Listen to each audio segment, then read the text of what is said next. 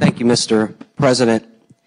Just want to make a couple of comments. I think the minority leader has made some of them as far as what job-killing aspects of this bill. I'd like to talk about timing a little bit, the timing of the bill.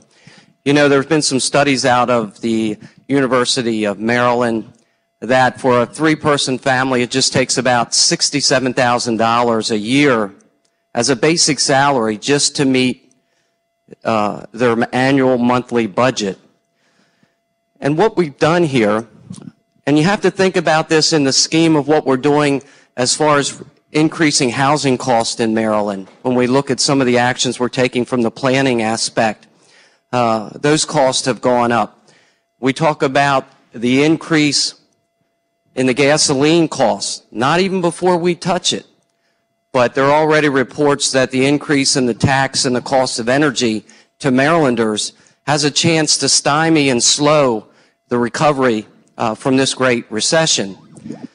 Now, when you think about the timing of this, you think, you know, we're beginning to see some of the income numbers and some of our revenue numbers start to tick up. Families are starting to just feel a little bit more confident.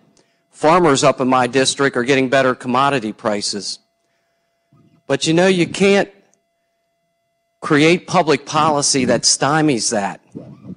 And anytime you put this kind of increase, whether it's, you know, I had a dairy farmer, I talked about him last night. You know, he can't afford to buy a premium cigar, so he buys a regular cigar. 70% that we're going to add to that. And then when we talk about being the only state or one of the only states in the nation that will tax from $1 for small businesses over $500,000, I can tell you some dairy farmers and some of our large agricultural producers fall into that. They help feed the state. They employ a lot of folks. That's going to have a devastating impact on them. So when I talk about timing, it's like, you know, we're taking a lot of disposable income out of the Maryland economy just at a time when families are feeling a little bit better, but they're still getting pinched on their health care costs, additional tuition costs, additional housing costs. You can go right down the list. So this isn't being levied just in a vacuum. So I guess I like to equate this to an old country song, and it's an old bluegrass song, but you know, just when you see the light at the end of the tunnel, just when you see that light at the end of the tunnel, this tax bill is going to put that light out. And Marylanders are not going to have that hope and see that light.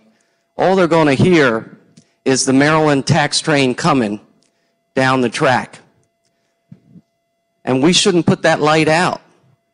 Right now, we're at a critical point in Maryland's recovery, and this kind of tax bill could push us back 4 to 5 years on our recovery as we compete with Virginia, Pennsylvania, and states in our area.